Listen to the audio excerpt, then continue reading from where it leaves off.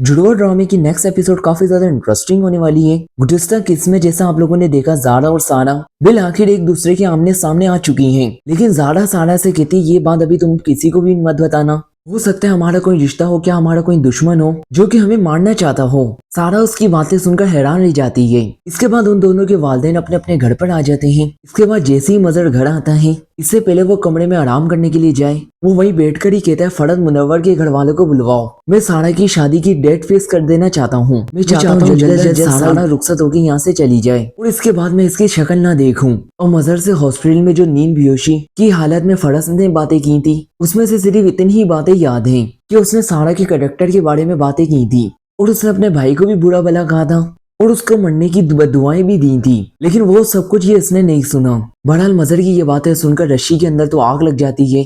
फरहद और रशी कभी भी ये नहीं चाहती होती कि सारा की शादी मुनव्वर के साथ हो, क्योंकि मुनव्वर को तो रशी पसंद करती होती है। लेकिन अब वो मजहर के सामने कुछ भी नहीं कह सकती होती, क्योंकि वो बस एक बात पर अड़ गया होता है। दूसरी तरफ सारा जब से ज़ारा से मिली होती है, वो बस ऐसी टेंशन में होती है ऐसे कैसे उसके बाप का नाम भी वही और उसकी शक्ल भी मेरी जैसी है। उसके जहन में अपने नाना और दादा की बातें याद आ रही होती हैं। उसकी माँ जब साना साना कह के रातों को उड़ी आया करती थी, तो वो सोचती है माँ भी यही नाम लेती थी। यकीनन इसके अंदर कोई ना कोई तो मसला जरूर है, कोई ऐसा राज है जो ये लोग मुझसे छुपा रहे हैं। जबकि दूसरी तरफ सारा हिम्मत करके अपने वालिद को कहती है कि बाबा मैं मुनव्वर से शादी नहीं करूंगी। उसका वालिद कहता है बेटा जी शादी तो तुम्हारी वही होने वाली है। असल में फरहद ने सारा के वालिद के जहन में कुछ ऐसा डाल दिया होता है कि सारा पहले से ही मुनव्वर को पसंद करती थी। इसे वो आए तो ऋषि के लिए, लेकिन फटाफट उन्होंने सारा को चुन लिया। वो ये सब को ड्रामा कर रहे थे, वो लोग तो ये पहले से ही जानते थे और ये दोनों उनकी अंडरस्टैंडिंग से हुआ था। इन सब बातों को यकीन इसलिए मजहर भी कर लेता है क्योंकि वो यूनिवर्सिटी के बाहर सारा को किसी एक लड़के के साथ देख चुका होता है।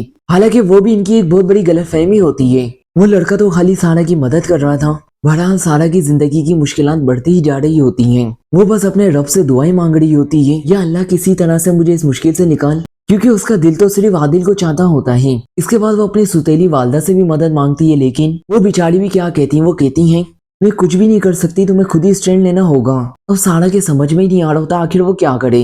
दूसरी तरफ आदिल भी उसकी मोहब्बत को नहीं समझ पाया होता और रशी और फरहद मिलकर ये प्लान बनाती हैं आखिर ऐसा क्या करे मजहर सारा की शादी मुनव्वर के साथ ना करे और सारा मलबा भी सारा पे गिरे। ऐसे में उनकी जहन पे जो प्लान आता है वो उन पर अमल करना शुरू कर देती हैं। वो ये पहले ही महसूस कर लेती है सारा उनकी बातें सुन रही है। सारा जब आस पास होती है तो वो ऊंची आवाज में एक दूसरे से बातें करना शुरू कर देती हैं। रशी कहती है मुनव्वर तो है ही ऐसा, वो तो करेक्टर का बहुत ही खराब है। पहले वो सारा से शादी करेगा, इसके बाद उसकी सारी दौलत अपने नाम करवाएगा और उसके बाद इसके साथ ऐसा सलूक करेगा तो इसके बाद इसको खुदकुशी करने के सिवाय कोई चारा नहीं बचेगा, यानी कि मजबूर हो जाएगी ये खुदकुशी करने पे। ये सुनने के बाद तो सारा के पैरों तरीके से जमीनी निकल जाती है। वो तो ये बातें सुनकर परेशान ही हो जाती है। रोशी कहती है मैं इसलिए भी जानती हूँ मुनव्वर ने पहले भी कई लड़कियों के साथ ऐसा ही किया है। अब वो दोनों दिल ही दिल में हंस भी रही होती हैं, लेकिन सारा इन दोनों की बातें सुनकर बहुत परेशान हो जाती है। वो क्या करे, उसे तो समझ नहीं आता। एक तो बाप उसकी बात सुनने को नहीं तैयार होता, कोई इंसान उसकी बात सुनने को तैयार नहीं होता।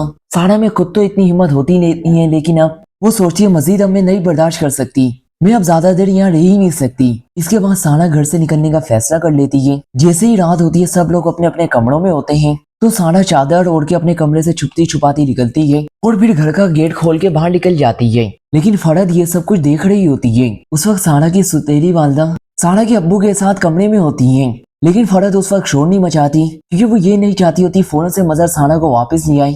वो तो यही चाहती होती है सारा कहीं से दफा हो जाए, यानी कि कहीं घूम हो जाए, कहीं दूर निकल जाए, जान छूटे सारा से। सुबह होते ही फरहद शोर मचा देती है। रशी हंस रही होती है। फरहद कहती है भाईजान हम लूट गए, बर्बाद हो गए। भाईजान मजहर और सरमा अपने कमरे में होते हैं। जब मजहर ये आवाज सुनता है तो वो कहता है ये तो फरहद की आवाज है। जब वो बाहर आएगा तो फरहद उसे बताएगी भाईजान आप तो बर्बाद हो गए। सारा घर से भाग गई अपनी माँ की तरह। देखा ना वही हुआ ना जिसका शक था मुझे। अब सारा घर से निकलती है तो उसे कोई पता नहीं होता वो जाएगा। बस वो लटखड़ाटे कदमों के साथ रोड पे चली जा रही होती है तो अचानक से उसके सामने एक गाड़ी आती है और वो उस गाड़ी से टकरा जाती है और अब वो गाड़ी ज़ारा की होने वाली है। ज़ारा जो कि पहले से ही ज़ारा के बारे में बहुत ज्यादा परेशान होती है। जब से उसने रशी की बात सुनी होती है वो सारा को बुरा भला कह रही होती है। वैसे भी रशी ज़ारा के थप्पड़ भी मार चुकी होती है। उसे इस बात का भी शदीद गुस्सा होता है, तो वो किसी तरीके से दोबारा कराची आती है। वो डरती तो किसी चीज से नहीं होती। अब वो सारा को लेकर अपने घर चली जाती है क्योंकि वो सारा को पहले ये कह चुकी होती है तुम समझो हैदराबाद में भी तुम्हारा ही घर है। अब आगे चल के मजीद ड्रामे में एक नया इंटरेस्टिंग ट्विस्ट आएगा। ज़ारा सारा से बोलेगी तुम मेरी जगह इस घर में रहोगी, और मैं तुम्हारी जगह तुम्हारे घर में जाऊंगी, क्योंकि उससे तो बस इस राज से पर्दा उठाना होता है कि आखिर इसमें क्या राज है, इसमें हकीकत क्या है, क्योंकि वो ये जानती होती है उसके नाना और उसके मामा कभी भी हकीकत नहीं बताएंगे। सारा एहतजाज करती है, मैं यहाँ कैसे रह सकती हूँ, भले हमारी शक्लें मिलती हैं लेकिन तुम्हारा रहन सहन चाल चलन तुम्हारा तौर तरीका, ये तरीका तुमसे मेरा बिल्कुल मुख्तलिफ है।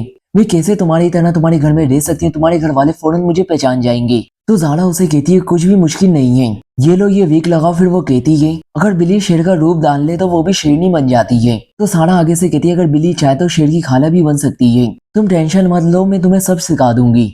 और सारा ज़ारा की जगह लेकर जब उसके घर में जाती है, पहले तो उसका वालिद बहुत ज्यादा गुस्से में आता है, उस पर बहुत ज्यादा चीखता है, फिर फौरन से अपनी बहन को कहता है बुलाओ अब मुनव्वर के घर वालों को, मैं कल ही इसकी मंगनी कर रहा हूँ। इसके बाद तो ज़ारा को समझ नहीं आती ये सब कुछ क्या हो रहा है। ज़ारा जो कि सारा के रूप में होती है, ज़ारा का बदला हुआ रवैया घर वालों के लिए पराश कौन होता है। वो डरी सेमी सी सहारा अचानक से बहादुर हो चुकी होती है, पलट के हर किसी को जवाब दे रही होती है और वो किसी से भी नहीं डर रही होती। आदिल भी उसकी ये तब्दीली देखकर बहुत हैरान होता है, उसे तो पहले ही बहादुर लड़कियां बहुत पसंद होती हैं। इसके बाद सारा को वो मजीद पसंद करने लग जाता है, हत्ता कि आने वाली एपिसोड में वो सारा से इज़हार मोहब्बत भी कर देगा। लेकिन सारा जो कि असल में ज़ारा होती है, लेकिन वो उससे बोलेगी मैं तो तुमसे मोहब्बत नहीं करती।